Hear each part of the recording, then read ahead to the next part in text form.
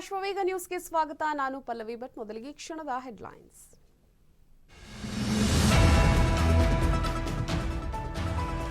ಪ್ರಜ್ವಲ್ ರೇವಣ್ಣ ಅಶ್ಲೀಲ ವಿಡಿಯೋ ಪ್ರಕರಣ, ಎಸ್ಐಟಿಯಿಂದ 3 ತಂಡಗಳ ರಚನೆ, ತಂಡಗಳಿಗೆ ಪ್ರತ್ಯೇಕ ಜವಾಬ್ದಾರಿ ನೀಡಿದ ಸ್ಪೆಷಲ್ ಇನ್ವೆಸ್ಟಿಗೇಟಿವ್ ಟೀಮ್.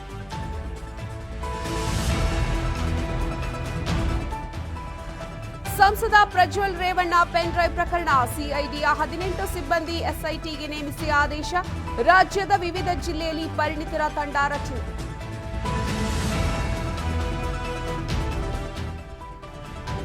ಉತ್ತರ ಕರ್ನಾಟಕದಲ್ಲಿ ಪ್ರಚಾರ ಭರಾಟೆ, ಮೋದಿ ಪ್ರಿಯಾಂಕಾ ಸಿದ್ದು ಡಿಕೆ ಮತಬೇಟೆ, ಜೋರಾಯ್ತು ಚೊಂಬು ಮೀಸಲಾತಿ ವಾಕ್ಸಮರ.